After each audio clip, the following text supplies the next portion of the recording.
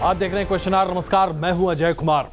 ऐसा लग रहा है जैसे कि संसद एक बार फिर घमासान का क्षेत्र बन चुका है, कुरुक्षेत्र बन चुका है। और वो इसलिए क्योंकि असम के एनआरसी के मुद्दे पर लगातार संसद में बहस चल रही है। बहस इस बात को लेकर चल रही है कि 40 लाख लोगों का क्या किया जाएगा, क्योंकि कांग्रेस का यह कहना है कि ये 40 लाख लोग सिर्फ वो नहीं हैं जिनका नाम लिस्ट में नहीं है, बल्कि ये वो लोग हैं जो वोटर हैं, यानी इनसे जुड़े परिवार को अगर जोड़ दिया जाए तो ये संख्या कहीं ज्यादा बड़ी हो सकती है। इसे लेकर सत्ता पक्ष और विपक्ष में जबरदस्त तू मैं हो रही है और इसमें विपक्ष ने वॉकआउट करने के साथ साथ इस मुद्दे को और ज्यादा गरमाने की कोशिश की है। सबसे बड़ी बात तो यह है कि ममता बनर्जी अब दिल्ली पहुंचकर इस मुद्दे पर आम राय कायम करने की कोशिश कर रही हैं कि क्यों आखिरकार असम की सरकार ने एनआरसी रिकॉर्ड के जरिए यह स्थापित करने की कोशिश की है कि कौन हिंदुस्तानी है और कौन नहीं। मैं भी बिहार का हूँ, बंगाल का आदमी हूँ। मैं भी बंगाल और बिहार के मैं 100 बार असम में मैंने जाना भाई साहब, जनता है मैं जानता हूँ भाई साहब। क्या करते हैं। एक तरफ केंद्र सरकार के मंत्री अश्विनी चौबे हैं, दूसरी तरफ कांग्रेस के वरिष्ठ सांसद प्रदीप भट्टाचार्य हैं। तस्वीरें संसद के बाहर की है, लेकिन एनआरसी की लिस्ट पर बाहर भी घमासान जारी है। अश्विनी चौबे और प्रदीप भट्टाचार्य के बीच इस मुद्दे को लेकर जोरदार बहस शुरू हो गई। Who are you? I am the member of No, parliament. I am also the member of So parliament. I have the right to You say can. You are I am misleading. saying right. You are misleading आप the कहिए people. ना, आप कहिए। Misleading You are the misleading. people. You are misleading जो the इस people. देश के अंदर You are जो misleading इस the देश के people. अंदर रहेगा, There is no जो भारतीय बन के रहेगा, वही देश का नागरिक होगा। तो भारतीय है जो मुस्लिम और भारतीय और बादिया जो बांग्लादेश का है, उसे इस देश से निकाला जाएगा। अश्विनी चौबे जोर जोर से दलील देते रहे, तो दूसरी तरफ प्रदीप भट्टाचार्य भी सरकार की मंशा पर सवाल उठाते रहे। तू मैमे का दौर काफी देर तक चलता रहा। जो भारतीय इस देश में है, इस देश से निकाला जाएगा। आपको मिसलीड करता है। आपको रखा जाएगा। आपका मिसलीड करता है। आप मिसलीड आपको रखा जाएगा, आपको रखा जाएगा। लेकिन जो बांग्लादेशी भारतीय और बादिया दो वरिष्ठ सांसदों के बीच इस तरह बहस की तस्वीरें कैमरे में रिकॉर्ड होने लगी तो हंगामा खत्म हुआ, लेकिन उसके बाद भी आपसी तलखी बनी रही। ये पूरा मिसलीड करता है, कुछ नहीं जानता है, ये फालतू बात करता है। ये कौन बांग्लादेश से आया? ये देश सर्वधर्म संभाव का देश है, सर्वे भवन्तु सुखिनः सर्वे सन्तु निरामया का देश है। लेकिन ये देश आतंकवादियों के लिए नहीं, उग्रवादियों के लिए नहीं, ये देश विदेशी मूल के लोगों के लिए नहीं, ये देश भारतवासियों का, भारत का है। कुल मिलाकर ये कहा जा सकता है कि असम में रह रहे अवैध घुसपैठियों की लिस्ट सामने आने के बाद ये मुद्दा अब हंगामे की शक्ल ले चुका है। आने वाले दिनों में इस मुद्दे को लेकर सरकार और विपक्ष के बीच और सियासी संग्राम देखने को मिल सकता है। Team news nation. सदन के भीतर तो जबरदस्त हंगामा हो ही रहा था, लेकिन सदन के बाहर किस तरीके से दो सांसद आपस में भिड़े, जिसमें से एक केंद्र सरकार में मंत्री हैं। आप देख रहे हैं कि किस तरीके से आज कौन भारतीय है और कौन भारतीय नहीं, उस मुद्दे पर सत्ता और विपक्ष एक दूसरे के आमने सामने हैं। और इसलिए आज हम बड़ा सवाल आपके सामने रखते हैं, क्या घुसपैठियों की लिस्ट का विरोध सही है? क्या घुसपैठियों की लिस्ट का विरोध सही है? अगर आपको लगता है हाँ, लिखिए NN स्पेस यस। अगर आपको लगता है ना, लिखिए NN स्पेस नो। अपना SMS में भेजिए 56070 पर, 56070 पर। आप अपनी राय हमें ट्विटर के जरिए भी साझा कर सकते हैं, #NN_, अपनी राय लिखिए और हमें भेजिए। आपकी राय इस कार्यक्रम में हम जरूर प्रदर्शित करेंगे। और आइए अब आपको दिखाते हैं किस तरीके से संसद के बाहर जो हंगामा हुआ, उससे कहीं ज्यादा गंभीर हंगामा संसद के भीतर हुआ। और वो इसलिए क्योंकि सरकार ये बार बार कह रही है कि सिटीजन चार्टर का ये फाइनल ड्राफ्ट नहीं है। अभी लोगों के पास वक्त है, जिनके नाम इस लिस्ट में नहीं है वो अपने नामों को इस लिस्ट में डलवा सकते हैं। इसके साथ साथ राज्यसभा में आज उस वक्त जबरदस्त हंगामा हुआ जब बीजेपी के अध्यक्ष अमित शाह ने सीधे सीधे कांग्रेस के पूर्व प्रधानमंत्री राजीव गांधी का नाम लेते हुए कांग्रेस की मंशा पर ही सवाल खड़े कर दिए। राजीव गांधी का नाम क्या लिया अमित शाह ने? जबरदस्त हंगामा हुआ संसद भवन में। इतना पैसा खर्च होने के बाद भी आज आप एक सही लिस्ट नहीं निकाल पाए हैं। जेन्युइन सिटीजन को किसी हालत में वहां से डिलीट नहीं किया। ये मानव अधिकार का विषय, हम में हिम्मत है इसलिए हमें करने के लिए निकले। असम में नेशनल रजिस्टर ऑफ सिटीजन यानी एनआरसी में 40 लाख लोगों के नाम शामिल न किए जाने को लेकर हंगामा बरपा है। ये 40 लाख लोग कौन है? इन 40 लाख लोगों का क्या होगा?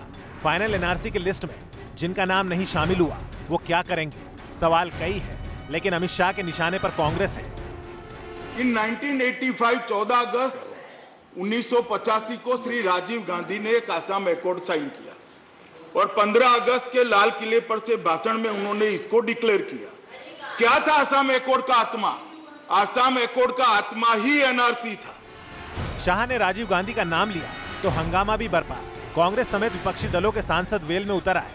विपक्षी दलों ने सरकार के खिलाफ मोर्चा खोल दिया। किसी पॉलिटिकल पार्टी को इसे अपनी राजनीति और वोट के लिए ये किसी इस्तेमाल नहीं करना चाहिए, और विशेष रूप से जो सरकार है वहां की सरकार है और यहाँ की सरकार है, इसे राजनीति का मुद्दा और वोट की मशीन न बनाएं, बल्कि मानवाधिकार के विषय समझकर इसमें निर्णय और न्याय लें। असम राज्य में बरसों से रहने के बावजूद अगर वे लोग अपनी नागरिकता के संबंध में कोई ठोस सबूत नहीं दे पाए हैं तो इसका मतलब ये नहीं है कि उन लोगों से उनकी नागरिकता ही छीन ली जाए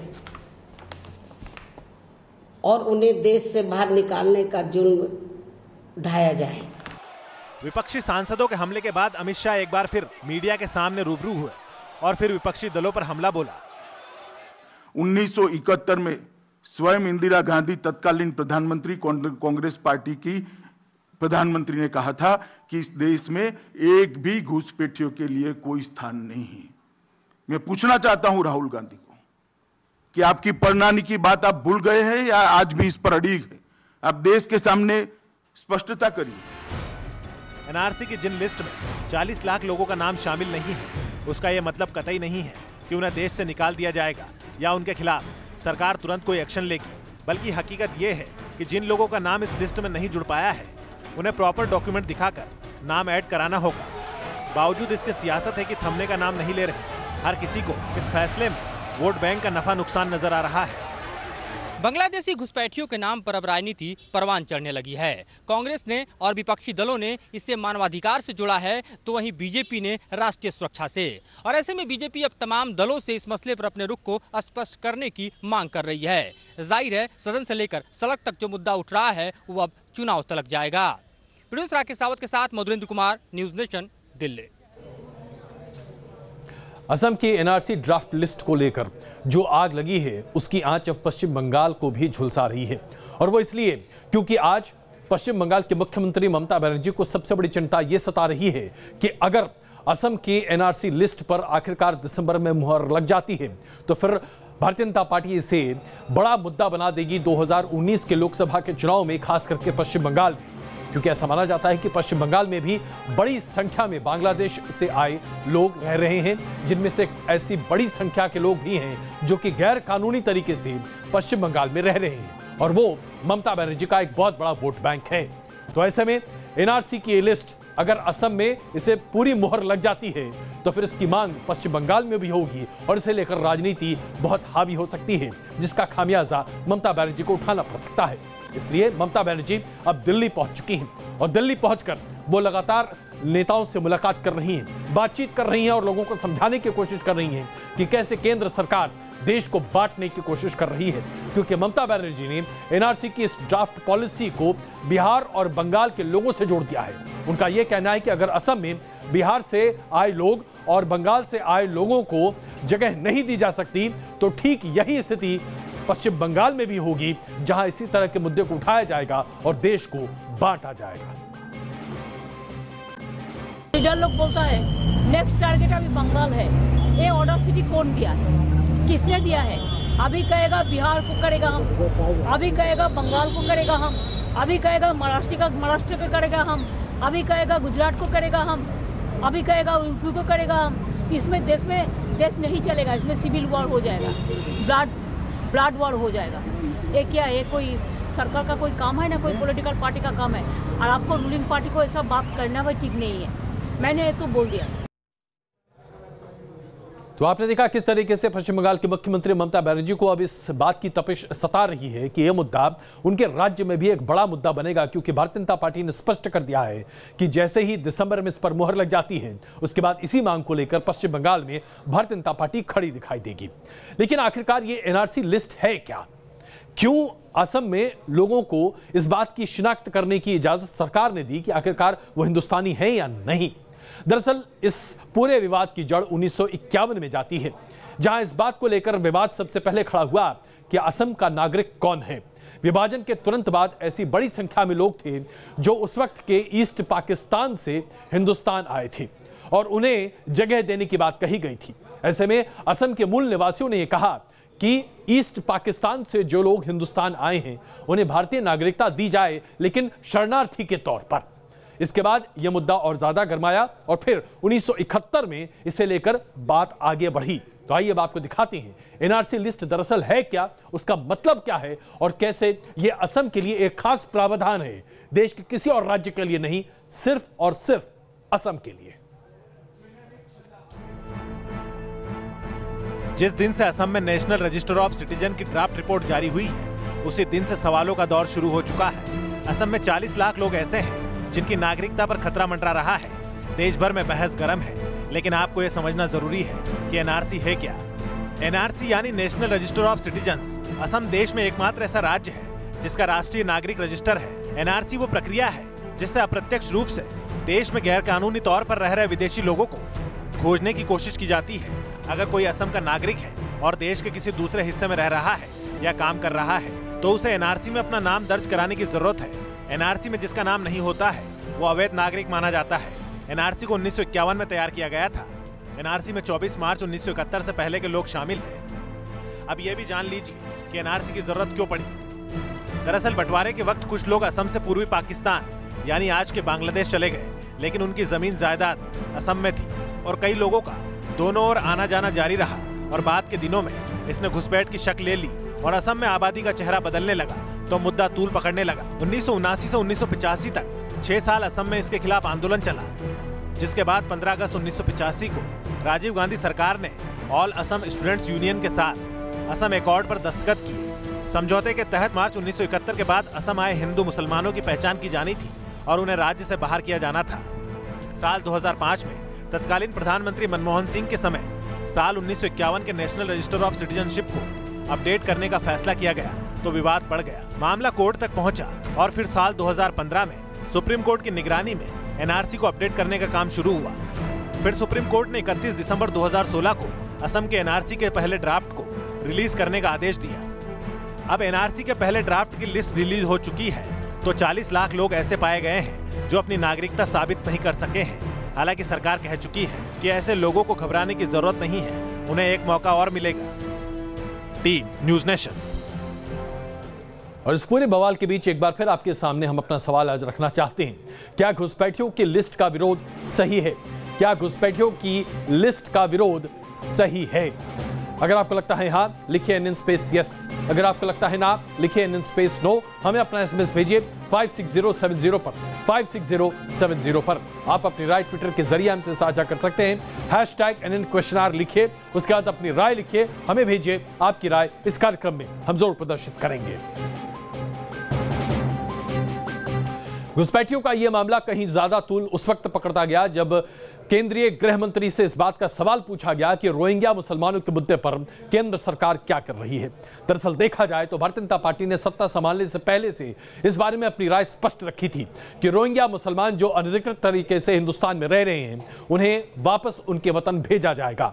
लेकिन 4 साल की सत्ता के बाद भी भारतीय जनता पार्टी की सरकार ने अभी तक इस बाबत कोई ठोस कदम नहीं बढ़ाया है। सबसे बड़ी बात तो यह है कि रोहिंग्या मुसलमानों की सबसे बड़ी आबादी आज जम्मू कश्मीर में है, जहां 3.5 साल बीजेपी और पीडीपी की सरकार चली। इसके बावजूद रोहिंग्या मुसलमानों को हिंदुस्तान से वापस भेजने की कोई कोशिश नहीं की गई। अब भी केंद्र सरकार यही दावा कर रही है कि इन शरणार्थियों को वापस भेजा जाएगा, लेकिन कैसे, किस आधार पर, इसके बारे में केंद्र सरकार के पास न तो कोई योजना है और न ही बीजेपी कुछ कह पा रही है।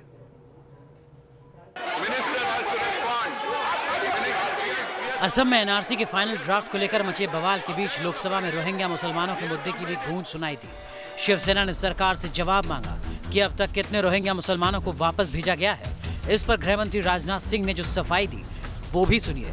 रोहिंग्यास को डिपोर्ट करने का प्रश्न है, उस संबंध में राज्य सरकारों से हम लोगों ने ये अनुरोध किया है कि उनकी गणना कराने के बाद, आइडेंटिफिकेशन के बाद कितनी संख्या में रोहिंग्या आपके स्टेट में रह रहे हैं, यह सब सारी जानकारी आप केंद्र सरकार को भेजें। और हमारे पास जब यह जानकारी आ जाएगी तो हम इस संबंध में विदेश मंत्रालय को अपनी जानकारी देंगे और विदेश मंत्रालय फिर जो है बर्मा की सरकार के साथ वह बातचीत करके उनको डिपोर्ट करने का, म्यांमार से बात करके उनको डिपोर्ट करने का प्रयास करें। रोहिंग्या मुसलमानों को लेकर केंद्र सरकार ने राज्यों को एडवाइजरी भी जारी की है। राज्य सरकारों से कहा गया है कि रोहिंग्या की पहचान और गिनती कर उन्हें एक जगह इकट्ठा करें। साथ ही रोहिंग्या मुसलमानों की गतिविधि पर भी नजर रखी जाए। इसके अलावा रोहिंग्या मुसलमानों के बायोमेट्रिक लेने की भी बात कही गई है। सरकार एक्शन की बात कह रही है, लेकिन विपक्ष का मानना है कि रोहिंग्या मुसलमानों को लेकर सरकार के पास कोई भी रणनीति नहीं है। भारत जंगल राज से नहीं चलता, हम एक संवैधानिक प्रक्रिया के अंदर चलते हैं। हम इंटरनेशनल कमिटमेंट से बंधे हुए हैं। रोहिंग्या या किसी भी विदेशी नागरिक को अवश्य बाहर किया जाएगा। और इसका सबसे बड़ा प्रमाण यह है, जिस समय कांग्रेस की गवर्नमेंट थी, मैक्सिमम बांग्लादेशीज को डिपोर्ट किया गया है और जब इनकी गवर्नमेंट आई है डिपोर्ट किया नहीं गया है। ऐसा कहा जा रहा है कि देश में रोहिंग्या मुसलमानों की संख्या 40,000 के करीब है। हालांकि सरकार के पास ऐसे पुख्ता आंकड़े नहीं हैं। ऐसे में सवाल उठता है कि क्या रोहिंग्या मुसलमानों को म्यांमार में शिफ्ट करना इतना आसान साबित होगा? Team news nation. राइए, अब आपको दिखाते हैं कि बीजेपी के संसदीय कार्य समिति की बैठक में आज प्रधानमंत्री नरेंद्र मोदी का इस्तकबाल किस तरीके से भारतीय जनता पार्टी के सांसदों ने किया है। इसमें कोई शक नहीं कि प्रधानमंत्री नरेंद्र मोदी ने अब अविश्वास प्रस्ताव पर जो जीत हासिल हुई उस पर सबको बधाई देने के साथ साथ तमाम सांसदों को कहा कि बीजेपी की सभी उपलब्धियों को आम जनता तक पहुंचाया जाए। लेकिन इस बीच एक अलग सी बात हुई। एक सांसद महोदय प्रधानमंत्री जी का पैर छूना चाहते थे। ऐसे में प्रधानमंत्री जी ने स्पष्ट कहा, पैर मत छूइए, काम कीजिए।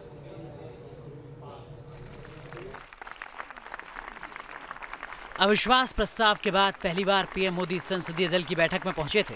संसदीय दल की बैठक में पीएम मोदी का मिठाई खिलाकर सम्मान किया गया, तो दूसरी तरफ पीएम मोदी ने अपने सांसदों को 2019 के लिए जीत का मंत्र भी दिया है। पीएम मोदी ने सांसदों को निर्देश दिए हैं कि जिस तरह सरकार के खिलाफ कांग्रेस अविश्वास प्रस्ताव लेकर आई, उसको लेकर सांसद जनता के पास जाएं और कांग्रेस की पोल खोलते हुए जनता के सामने बेनकाब जरूर करें। और हमारे सभी साथी सहयोगियों को देश के सामने विपक्ष के, कांग्रेस के पोल खोलने के लिए उनका खोखलापन दर्शाने के लिए जो अवसर दिया, उसके लिए भी उन लोगों को भी धन्यवाद। इस जीत को नीचे हर जगह ले जाना है, जनता में भी बात करना है, समझाना है उन लोगों को, तभी इसका फायदा होगा। अविश्वास प्रस्ताव पर जो हमारी सरकार की जो जीत हुई है वह भूतपूर्व जीत है और बेनकाब हुआ है विपक्ष पूरे देश की जनता के सामने। संसदीय दल की बैठक में पीएम मोदी ने जहां सांसदों के सामने मिशन 2019 की रणनीति बनाई, तो उनका एक और पहलू भी नजर आया। इन तस्वीरों को जरा गौर से देखिए। ये तस्वीरें उस वक्त की हैं जब पीएम मोदी संसद भवन में पार्टी की संसदीय दल की बैठक में हिस्सा लेने पहुंच रहे हैं। जैसे ही पीएम मोदी गाड़ी से उतरकर आगे बढ़ते हैं, तभी एक सांसद पीएम मोदी का पैर छूने की कोशिश करता है। इन तस्वीरों में आप देख सकते हैं कि पीएम मोदी सांसद को पैर छूने से मना करते हैं और उसकी पीठ भी थपथपा रहे हैं। पीएम मोदी का ये अंदाज जिसने भी देखा वो देखता ही रह गया। इसके पहले भी पीएम मोदी कई बार सांसदों को पैर छूने से मना कर चुके हैं। Team news nation. हिंदुस्तानी बैंकों को 9,000 करोड़ का चूना लगाकर ब्रिटेन में रह रहे विजय माल्या को अब भारत लाने का रास्ता खुलता दिखाई दे रहा है। ब्रिटेन की एक अदालत ने भारत से उस जेल और बैरक का वीडियो मांगा है 3 हफ्ते के भीतर, जहां प्रत्यार्पण के बाद विजय माल्या को रखा जा सकता है। माना जा रहा है कि भारत सरकार मुंबई के आर्थर रोड जेल के बैरक नंबर 12 का वीडियो भेजेगी। ब्रिटिश अदालत ने 12 सितंबर को होने वाली अगली सुनवाई में इस वीडियो को अपने सामने पेश करने की दलील रखी है। ऐसे में माना जा रहा है, जैसा कि हमने आपको बताया, कि आर्थर रोड जेल की 12 नंबर बैरक में विजय माल्या को रखा जा सकता है। और उसका सबसे बड़ी बात तो यह है कि फोटो रखा गया था अदालत में, ब्रिटेन में, लेकिन ब्रिटेन की अदालत ने उसे मान्य नहीं माना, क्योंकि ऐसा कहा गया कि इस तरह का फोटो आमतौर पर रोशनी जला कर लिया जाता है, जिसमें यह काफी अच्छा दिखाई दे रहा है, जबकि वहां की जेल की स्थिति बहुत ही बदतर है। लालू प्रसाद यादव के बड़े बेटे तेज प्रताप यादव, ऐसा लगता है कि इन्हें सुर्खियां बटोरने की जबरदस्त ख्वाहिश और ललक है। इतनी जबरदस्त लक है कि कभी साइकिल चलाते चलाते फर्राटे से धम्म से गिर जाते हैं, कभी कृष्ण का पूरा मेकअप बना के खड़े हो जाते हैं। अब तो शंकर जी की वेशभूषा में नजर आ रहे हैं, और वो सिर्फ इसलिए क्योंकि ये पटना से देवघर जाकर वहां पर जल अभिषेक करना चाहते हैं शंकर जी का। तो भाई, इनके तेवर और इनके अंदाज बताते हैं कि लालू प्रसाद यादव के घर में नौटंकी की कमी नहीं है।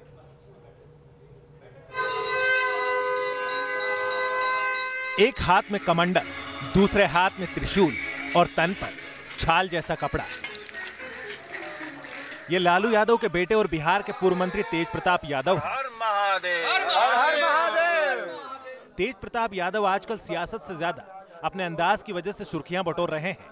कभी वो बांसुरी बजाते नजर आते हैं, तो कभी कृष्ण के अवतार में दिखते हैं। इस बार भी सावन महीना शुरू होने पर भगवान शिव की भक्ति में इतने डूबे नजर आए कि खुद ही भगवान शिव का गेटअप धारण कर लिया।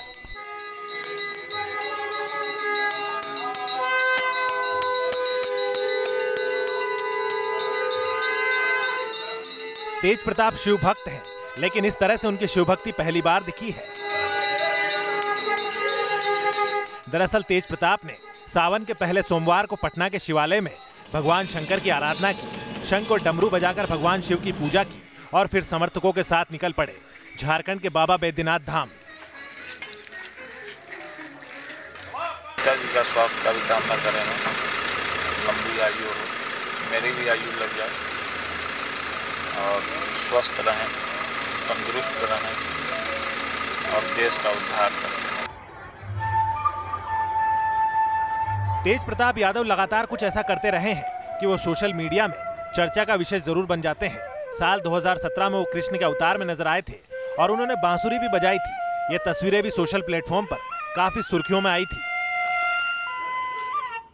जबकि कुछ दिन पहले ही वो पटना में साइकिल चलाते हुए स्टंट करने के चक्कर में गिर पड़े थे। ये तस्वीर भी सोशल मीडिया में खूब वायरल हुई थी।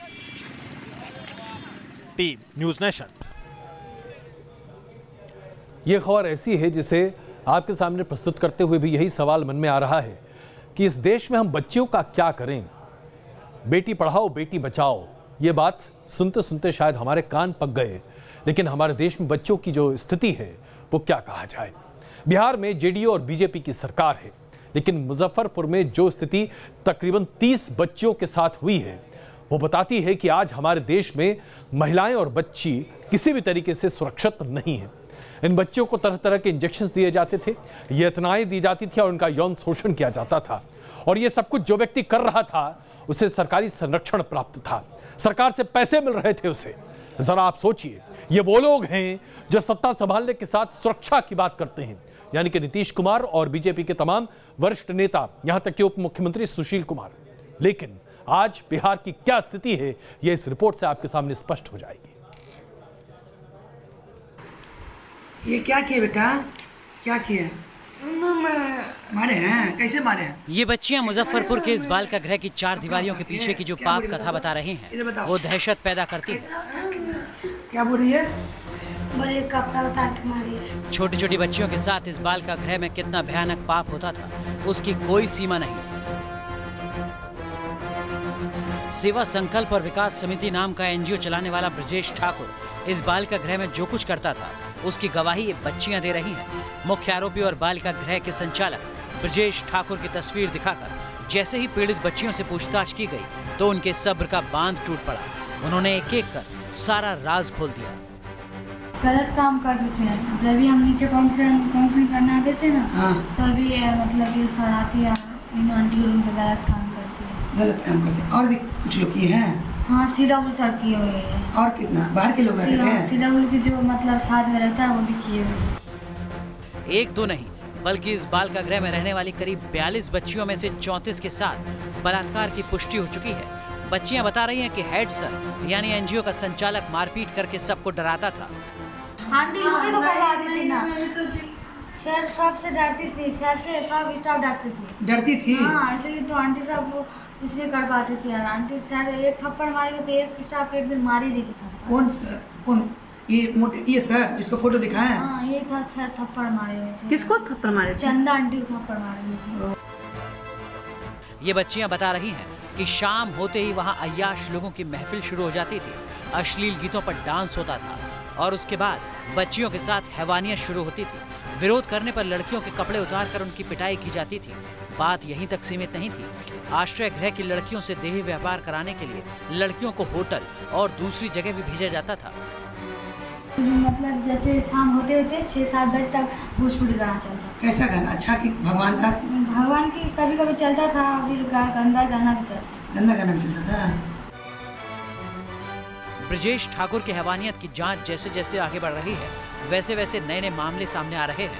अब ब्रजेश ठाकुर के एनजीओ सेवा संकल्प और विकास समिति के खिलाफ एक और एफआईआर दर्ज की गई है, क्योंकि स्वधार गृह में रहने वाली 11 महिलाएं लापता हैं। इस पूरे मामले की जांच कर रही सीबीआई की टीम जब मौके पर पहुंची तो इमारत में 3-3 सीढ़ियां देखकर हैरान रह गई। Rajneesh Kumar, news nation, Patna. मुजफ्फरपुर में ये जो कांड हुआ है, इस पर सीबीआई जब जांच कर रही है तो समझ में आ रहा है कि ब्रजेश ठाकुर कितना ताकतवर, कितना शक्तिशाली व्यक्ति था। इसके राजनीतिक संपर्क बहुत ज्यादा थे। ये व्यक्ति गैर सरकारी संस्थान चलाया करता था और ये खुद को पत्रकार भी बताया करता था।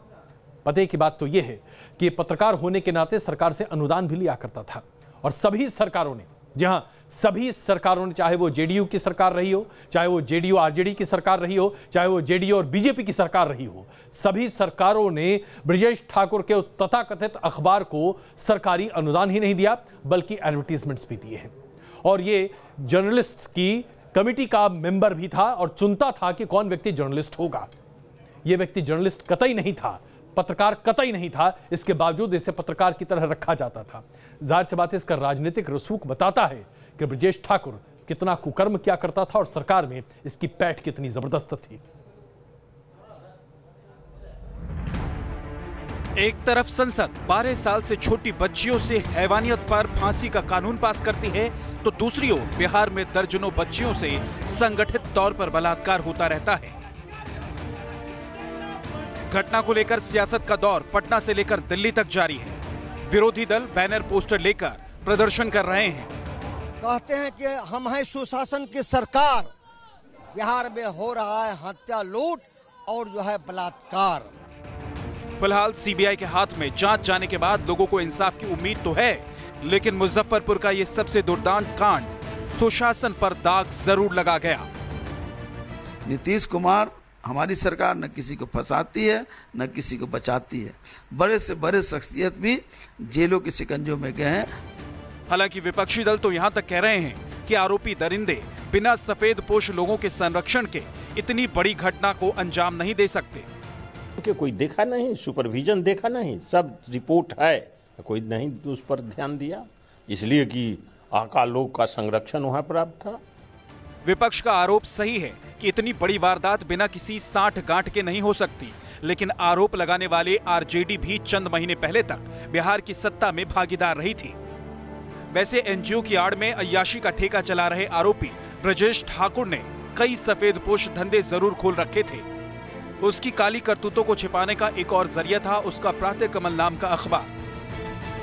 चंद 100 सर्कुलेशन वाले और 4 कर्मचारियों वाले इस अखबार की आड़ में आरोपी ब्रजेश ठाकुर लाखों रुपए की छूट सरकार से लेता आया था। लेकिन अब इस आरोपी के पाप का घड़ा भर चुका है और इसका हिसाब सीबीआई जांच के बाद होगा। आखिर अब बच्चियों की कहानी सुन हर के रोंगटे सिहर रहे हैं।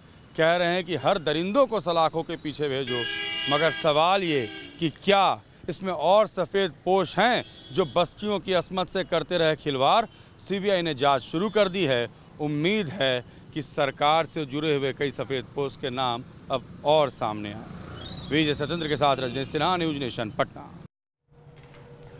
इससे पहले कि कुछ क्षणों के लिए रुकें, आज का सवाल एक बार फिर आपके सामने रखते हैं। सवाल यह है कि क्या घुसपैठियों की लिस्ट का विरोध सही है? क्या घुसपैठियों की लिस्ट का विरोध सही है? आप अपना जवाब हमें एसएमएस के जरिए भेज सकते हैं 56070 पर 56070 पर। अगर आपको लगता है कि इसका जवाब हाँ है तो लिखिए NN स्पेस यस। अगर आपको लगता है ना तो लिखिए NN स्पेस नो। अपने SMS में भेजिए 56070 पर। और अगर आप अपनी राय हमें भेजना चाहते हैं तो कृपया ट्विटर के जरिए इसे भेजिए #NN क्वेश्चन आर। अपनी राय लिखिए, हमें भेजिए। इस कार्यक्रम में हम उसे जरूर प्रदर्शित करेंगे।